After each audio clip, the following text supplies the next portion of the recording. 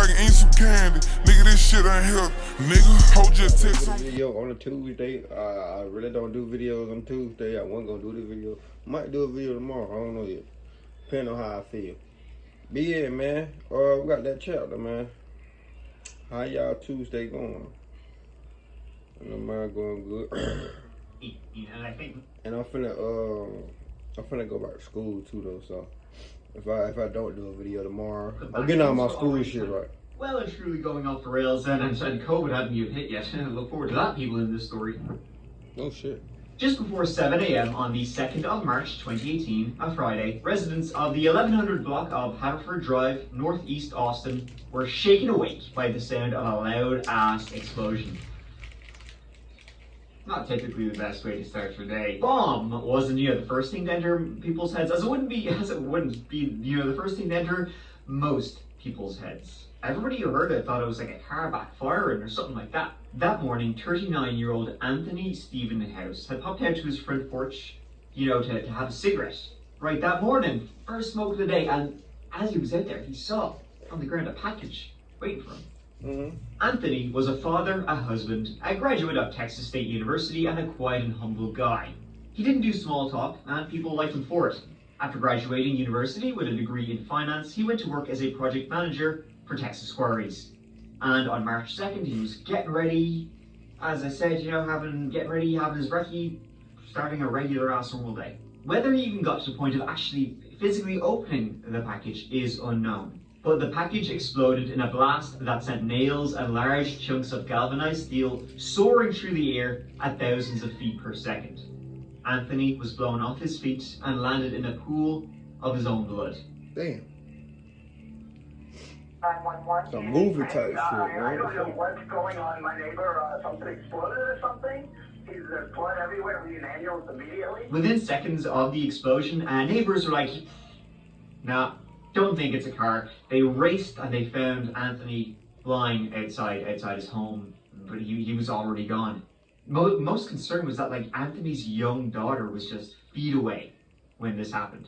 Road here, so a lot of unanswered questions about what happened, but again, some sort of explosion this morning and one man taken to the hospital with pretty serious injuries. With terrorism being seen as a constant, looming threat, it's no surprise that within 5 minutes of the bomb going off, a phone was ringing at the FBI offices in Austin. You don't really want to mess around with this sort of stuff, is what I'm thinking, and maybe probably what you're thinking too. Analysts from the FBI and ATF arrived and began sifting through thousands of pieces of debris and found a whole bunch of helpful things when trying to determine what the shit just happened, and nobody knew what the shit just happened. By all accounts, Anthony Stephen House, and he went by Stephen most of the time, regular, nice, quiet, humble guy. A man anyone would be proud to know and a real pillar of his community, a dedicated husband, a dedicated father, and a very successful guy, a star athlete. Always achieved great results academically before working in construction, and more recently he had been working or dabbling in finance. He was even in the process of setting up his own hedge fund. Criminal career? That's what I say to that. I say that. The bomb that had killed Stephen had been hand-delivered and left there purposely on the porch outside his house. Special delivery. That made the targeting of Stephen, seem even more, suspect. Somebody had purposely left it there. It hadn't been, sent through the mail or anything like that. An early theory in the aftermath of what happened was that the bomb, this homemade pipe bomb explosive, was actually meant for one of Stephen's neighbors, who was a known drug dealer, and it had just been accidentally left outside Stephen's house. Part of the investigation is what was the cause of the explosion, what type of a device may it have been. APD units were working diligently. I ain't getting no copyright. Nail bomb and it's a prank, bro. The reason they speculated it was a possible accident was to calm people down, because you have Anthony Stephen House with no criminal record, no known associates who were criminal. It must have been an accident, right? After all, right, if the bomb was sent to a target, or even more terrifying, a completely random person, then that means the bomber is still out there. Anyone could be next. The bomb could, right now, be in transit to its next victim. Twist, he was and it was. I need a EMS, please. Something exploded in the house. And my left side is bleeding everywhere. What exactly happened that caused this? They opened a package from outside and they exploded in the house. Any hope of this being a one-and-done accident or successfully killing a specific target, well, that evaporated into the ether when 10 days later, not one, but 2 more bombs detonated across the city of Austin. Born on May 26, 2000, Draylon William Mason may have only been 17, but by March 2018 was already more accomplished than many adults with far more years on the clock. Even his... Alright, now, buddy, I'm gonna start saying this as a race war at this point. That's 2 black people. Now, if it's 3rd black person, you got a problem. Peers, saw him as something of a role model. By that age, he was already a black belt in martial arts, and he'd been accepted into a lot of music colleges and music schools to play upright bass. Like, y'all ain't know it, is it? I'm a black belt. I'm dead ass a black belt. Right? He was athlete, the academic, the musician, and martial arts. So who would want to hurt Draylon is a question everybody would soon be asking. Oh, Just like the first explosion, Draylon had been killed by a blast from a bomb at around 6:45 a.m. This time on the 4800 block of Old Fort Hill Drive in East Austin, 20 minutes from where Anthony Stephen House had been killed. Just as with Anthony Stephen House, the package had been left outside his home, but this time Draylon actually picked it up and brought it inside to his house. Left it on the kitchen table. It had exploded as soon as he tried to open it. Damn. The explosion also severely injured his mother, Shamika Wilson. So now you have 2 bombs in the space of 10 days across the city. And at this point, it was absolutely undeniable that both were related. I mean, well, first of all, coinky-dink? I think not, my friends, in this one. And secondly, when the authorities began sifting through the remains and the rubble, there was too many similarities between the bombs for it not to have been made by the same person. Perhaps what is even more alarming about this incident is that police are now tying this case with another deadly package explosion that happened on March 2nd. We are looking at these incidents as being related based on similarities that we have seen and the initial evidence that we have on hand here today compared to what we found on the scene of that explosion that took place a week back. Tragedy again and again, and it did not take long for the inevitable to happen. In fact, the same day the bomb went off in Draylon's house, another bomb went off. What's going on, guys? Hey, guys, back away. Agents were still working at the scene of bomb number 2 when the call came in there had been a 3rd bombing. Just before noon, at around 11:50 a.m., 75-year-old Esperanza Herrera was taking care of her 93-year-old mother, Mary, when she saw that a package had been left outside their house. Esperanza, seeing this, her mother always received care packages and all that kind of stuff, so she didn't even think twice about going inside, picking it up, bringing it back in home. Once again, on the kitchen table, it exploded. The second victim of March 12th, grandmother of 8, Esperanza, she stood at just 4'7" tall, but was regarded as being the foundation of her entire family, the person everyone would turn to in a crisis. She didn't have a chance to escape.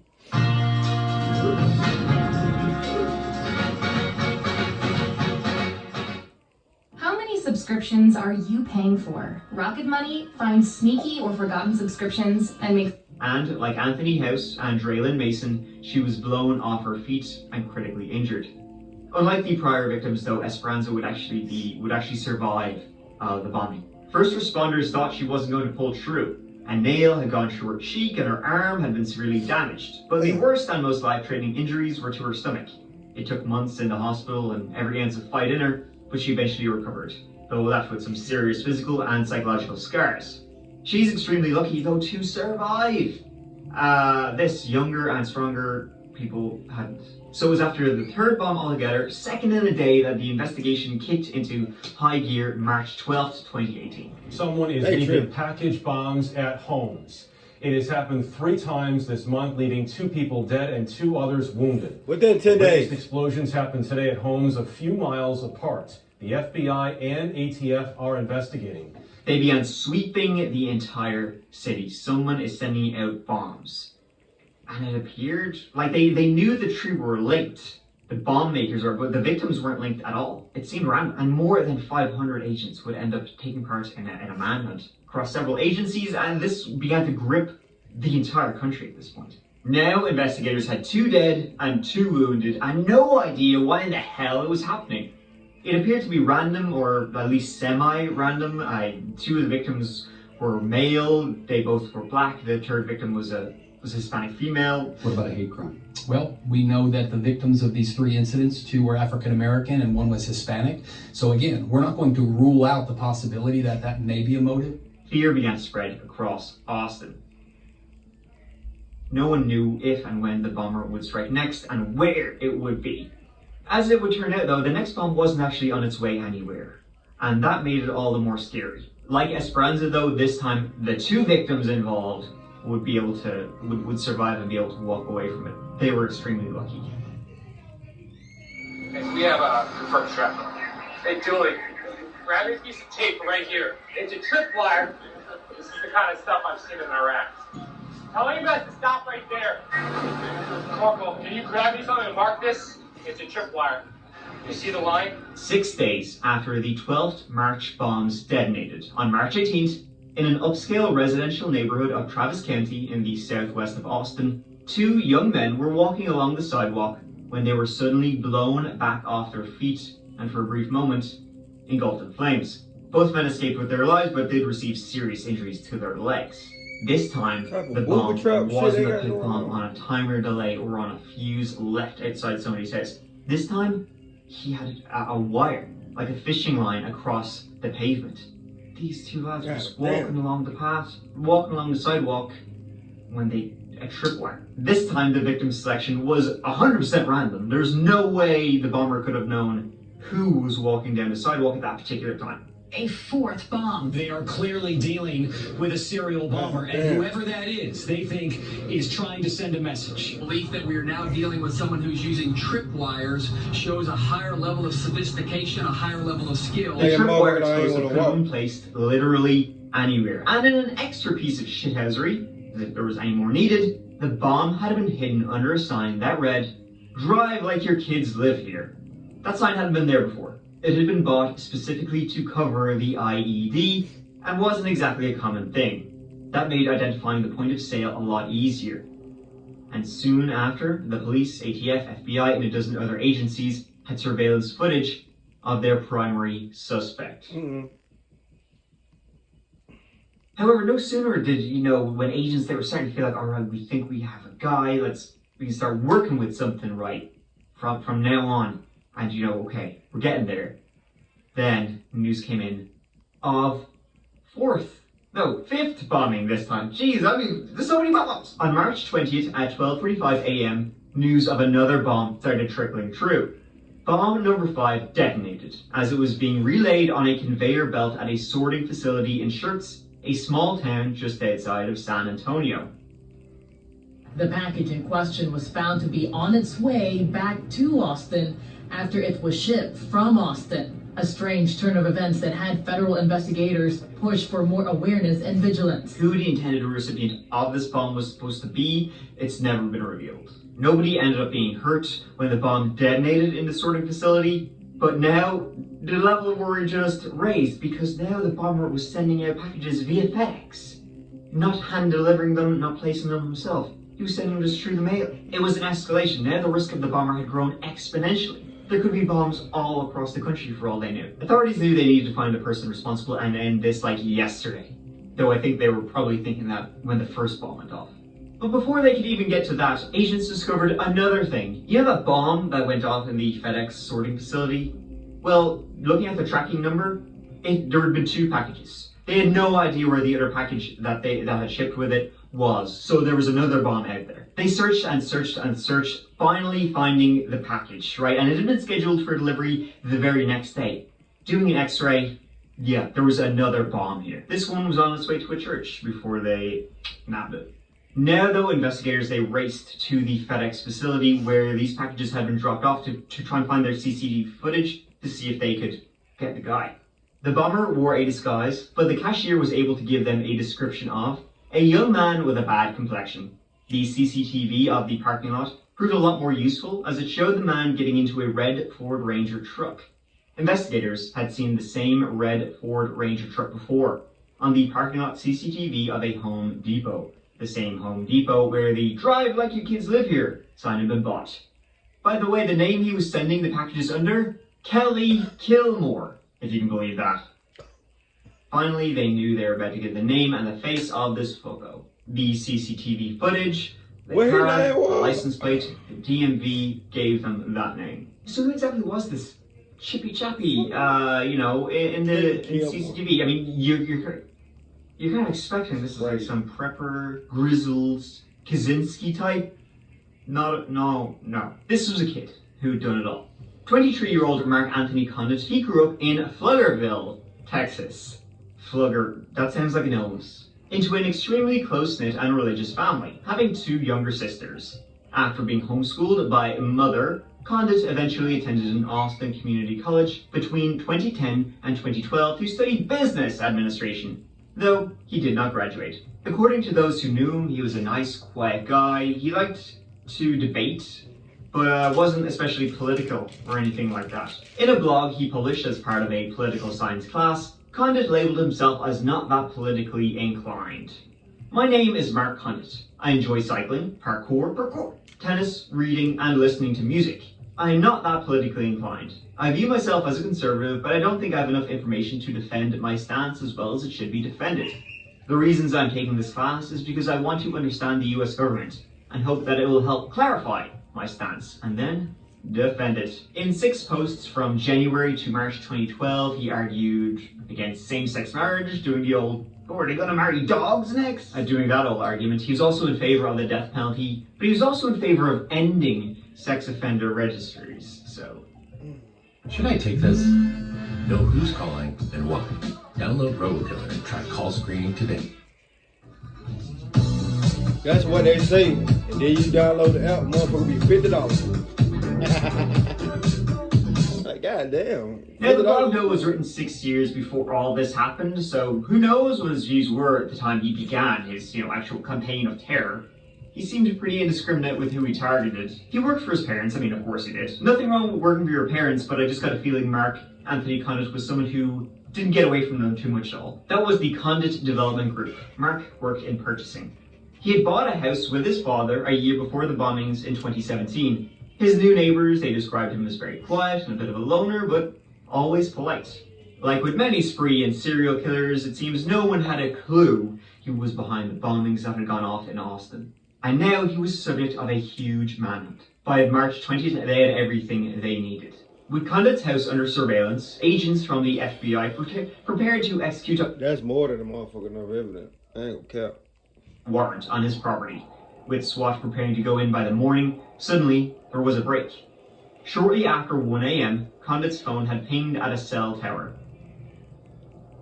He turned his cell phone back on. Officers from SWAT raced to the location, a hotel parking lot, and they found him there sitting in his car. There's a helicopter. Before they could move their armored cars into place, Conditt's car started moving, and in seconds officers had resolved to stop him no matter the cost to themselves. This was a race now. The officers were watching and Mark knew it. He put the pedal to the floor. All hell broke loose over the space of a few minutes. Police SWAT officers piled into their vehicle and managed to ram Conditt and forced him to a stop. But obviously, given the nature of the crime he was wanted for, the situation was insanely dangerous even with his car stopped. The officers knew it was very likely that Conditt was armed and they needed to be cautious. Their caution proved to be life-saving when, as they approached the vehicle, calling on Conditt to get out of the car. As they did so, Conditt, I'm guessing seeing no way out and not wanting to be taken alive, detonated a homemade explosive device inside the car, similar to those he'd sent out to his victims. The blast killed Conditt and injured an officer who was hurt after the force of the explosion blew him off his feet. Got an explosion inside the vehicle. Damn, man. The Austin bombings is one of those real shitty cases where the perpetrator and the killer kind of escaped justice by taking the coward's way out. Though Conditt was stopped and he died, Did we have a last story like that? He got off pretty lightly comparing, what he did. The main question, though, of course, being why did he send out bombs just completely randomly to people? Why would you do something like that? He had some strong views, but he never once called for violence. No. In addition to discovering the remnant components that he'd used to construct the deadly devices, Mark had left behind a 25-minute video confession. Now, the video has never been made public, it's never been released. There was no trial, so there's no reason to release his confession video. Though the police chief would say it was an outcry of a challenged young man talking about the challenges in his life that led him to this point. On this recording, the suspect described, I know I cry don't what he'd hear say it. in this video, no matter how convincing he was or his conviction, it doesn't matter. What he did means we don't have to give a shit about what he said or thought. It was him being a pussy, end of story. One detective said that Conditt explicitly stated that he liked the thrill of killing and intended to continue, with quotes like, "I wish I was sorry, but I am not," self-describing himself as a psychopath, and that if he knew the police were closing in on him, his initial plan was to walk into a crowded McDonald's and blow himself up in there. Throughout it all, he allegedly, even though he described himself as a psycho. Sound like a dumbass to me, if you ask me. I ain't gonna lie to you. And then the police trying to goddamn sympathize and what's your name, bro? That being said, bro, give me a thumbs up, subscribe. It thumbs like a motherfucker. That being said, see how motherfucker on that video? That's riding.